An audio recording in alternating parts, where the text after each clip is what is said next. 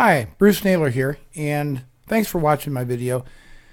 Listen, I do a show every Sunday at 1 p.m. Eastern Standard Time called Business Computing Weekly.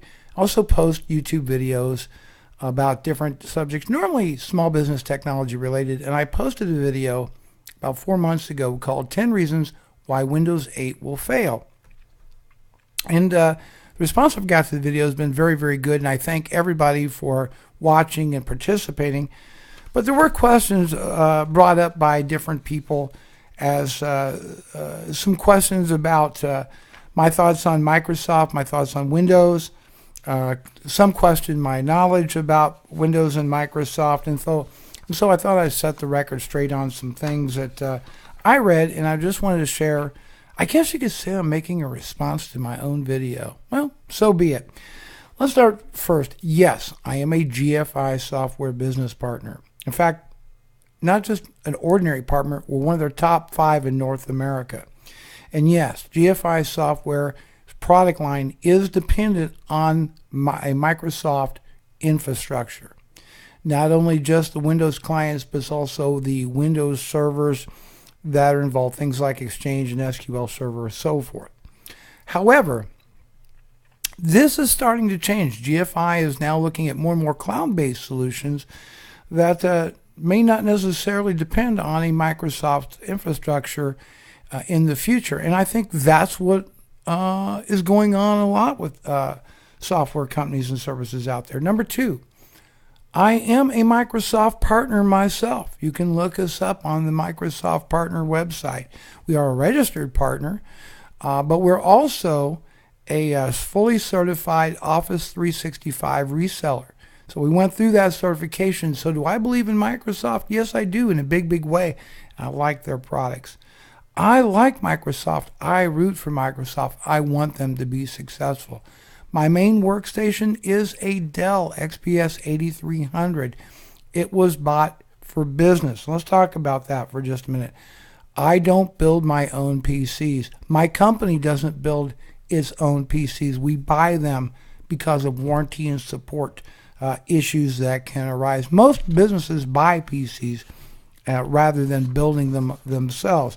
Yes, I have built PCs before in the past. Didn't particularly enjoy it. Just not my cup of tea. And God love you if you're an enthusiast and you like building your own PC. Good for you. That doesn't make me any less knowledgeable about how Microsoft Windows works. I wish Microsoft well. I want them to do well. I want them to have a great, great business. I need them for my business, and I want them to be successful. Windows 8 Metro. Let's talk about that just for a minute. I believe that when it is introduced, there will be some uptake there. I think when you go to a Best Buy, other places, you're going to see a lot of Windows 8 tablets, and they're going to look amazing and beautiful with the tiled interface of Metro. They'll probably come in different colors, and it'll be a welcome addition, opportunity to get a tablet other than an Android or an iPad, and that's great, and I'm so happy about that. But I also believe that the manufacturers are going to be pricing these tablets in iPad territory, and iPads had several years. They'll be on their 3rd generation before the first Windows 8 tablet with Metro arrives. So that's a setback.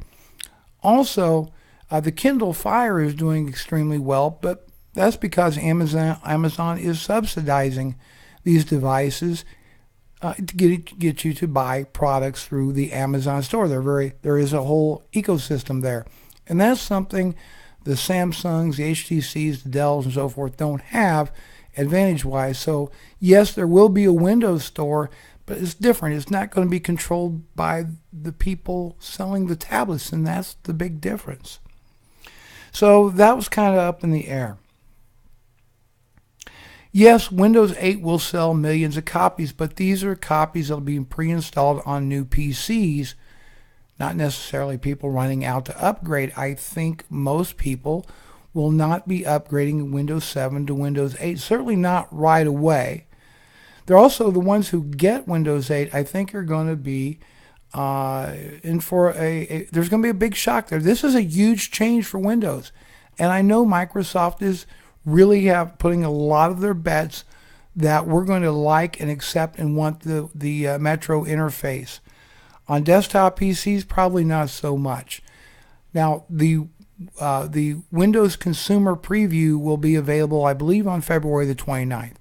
So I'm going to hold judgment on how everything works with Windows 8 as a desktop operating system until I've had a chance to really look at at what they've done with the Consumer Preview versus the developer's build that was done last year. So I'm going to hold off on that.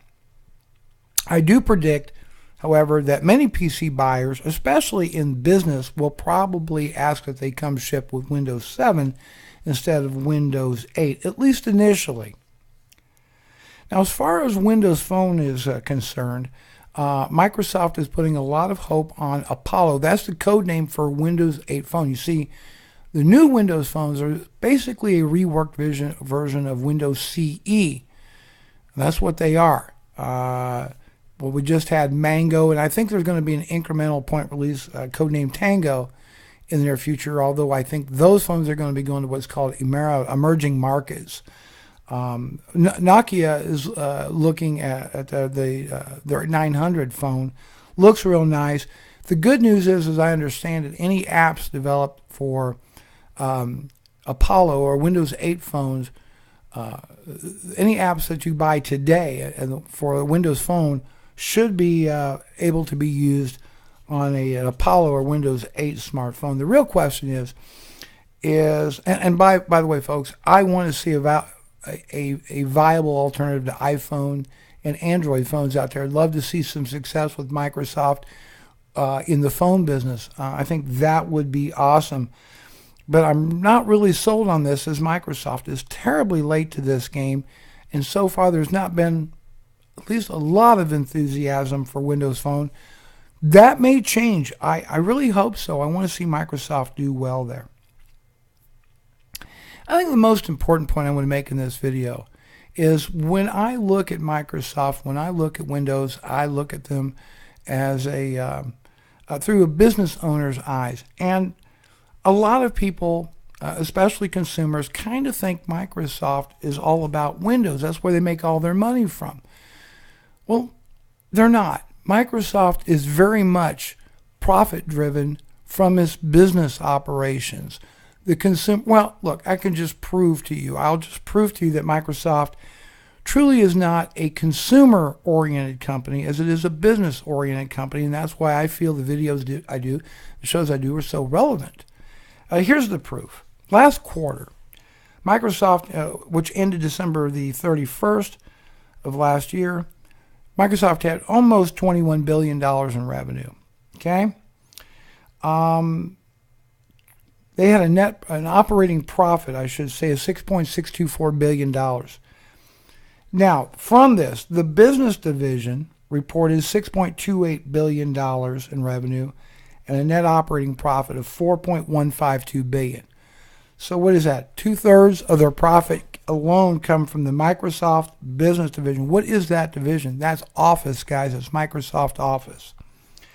The servers and tools business, $4.77 billion in revenue, an operating profit of almost $2 billion. Now, what's $2 billion and 4.15? That's almost $6.2 billion of the profit of $6.62 billion. Moving along, the Windows and Windows Live division, $4.74 billion in revenue and a profit of $2.85 billion. About 574 million licenses of Windows 7 has been sold, by the way. But of all those licenses, it's very hard. Microsoft doesn't make it easily available to figure out how many licenses were sold to business, how many licenses were sold to homes, how many are being used by each. That's really hard to say. Now, let's look at, so let's just say half of the licenses were sold to enterprise and half were sold to consumers.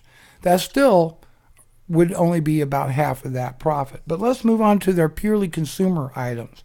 The online services division reported revenue of $784 million and a $458 million loss. How about their entertainment devices division? That's the Xbox. That's was Zoom. That is their mice and keyboards and all the other stuff that they do, games, etc. Revenue of $4.24 billion. That's fantastic.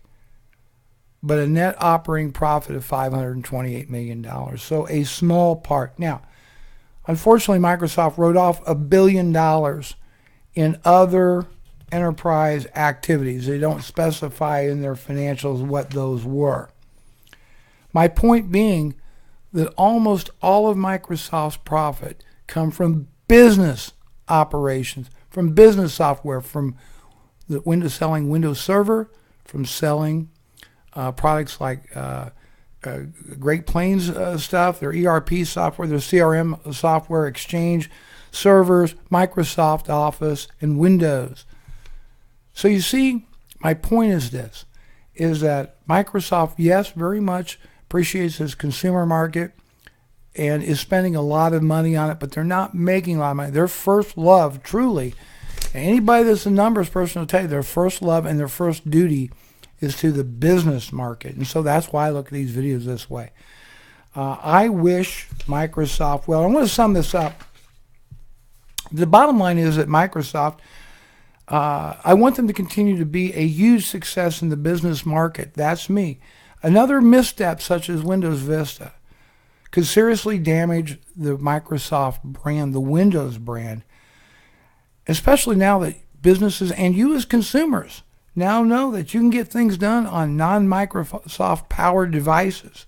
You can actually do real work on some of these things, and that it can be a perfectly acceptable alternative to the world of Microsoft and Intel. Well, Microsoft has got to make really sure that Windows 8, either in its desktop form or mobile form, is a winner. And I'm hoping that they do, but I'm not convinced. I'm Bruce Naylor. Make sure you check out our show every Sunday at 1 p.m. Eastern Standard Time. Thank you so much.